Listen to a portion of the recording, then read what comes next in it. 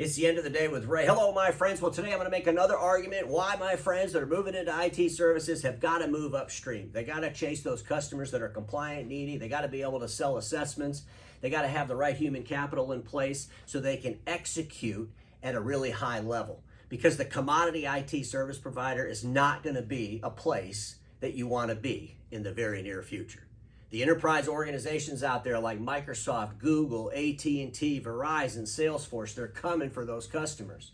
Those customers that don't want to pay for an assessment, guess what? Google will probably do it for free. Microsoft will probably do it for free. So ladies and gentlemen, your threat in the marketplace, if you're one of these lifestyle IT services companies, is you've got to move upstream. Having these cookie cutter IT services companies because you belong to a master service provider probably aren't going to work, because the big folks, they're going to come after that business.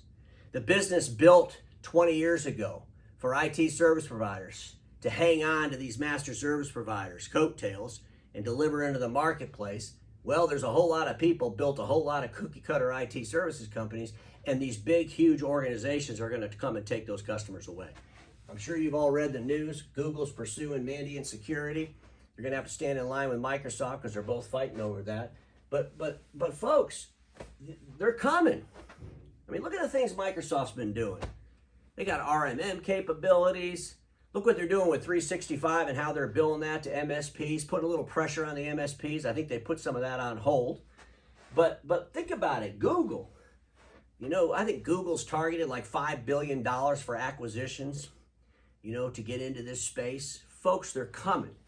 AT&T with Alien Vault. You know, AT&T, the president put this out there on LinkedIn. Let me just read this for you. We closed 2021 with a strong momentum and delivered impressive results for the last 6 quarters.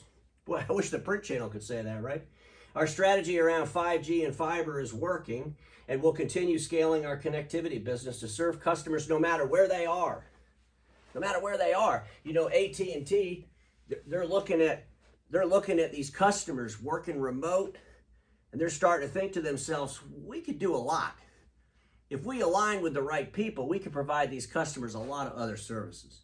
Folks, technology is not near as complicated as it was, you know, when this IT services thing really started taking off, 15, 20 years ago? It's not near as complicated. A lot of this stuff's in the cloud. It's going to the cloud more and more. Subscription billing more and more. And the bottom line is these huge corporations are in a much better position to go gobble up these commodity IT buyers. And you might think you've got some differentiator in your marketplace. Well, let me tell you something. You better start thinking about your cost of services, because if your cost of services, I believe if it's sub $5,000 a month, those customers are slowly going to be picked off. If you're out there and you're doing real assessments, fee-based assessments, I'm talking about real assessments.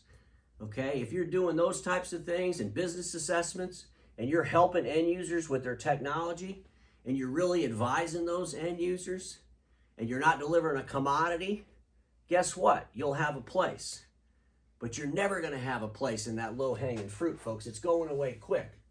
You can have a cookie cutter IT services company, okay?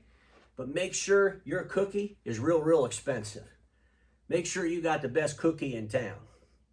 Because a lot of these IT services companies out there, especially the ones that belong to these master service providers, what are they really delivering? They're all delivering exactly the same thing, which defines a commodity, number one. And when you define a commodity in IT services, then you better start defining who the players are that are going to come and take that commodity business from you.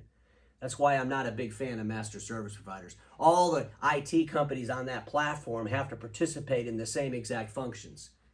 And in all reality, I don't care if you're a roll-up with 10 or 15 or 20 or 30 IT services company and you're all doing the same thing so you can generate some synergies and increase your EBITDA. The bottom line is you're not going to be able to compete with Microsoft and Google and AT&T and Verizon and Salesforce when they come and they take away those low-hanging customers. So if you're going to build a cookie-cutter IT services company, make sure it's the most expensive cookie in town. People will buy it, and you'll do really well. And you won't have a competitor called Google. Who the hell wants to compete with Google or Microsoft or AT&T or Verizon? Those customers out there that want that type of services, guess what? They can't afford your cookie. Some things to think about, my friends, because we all know this. Status quo is the killer of all that'll be invented. Don't get stuck in status quo, and I'll see you all tomorrow.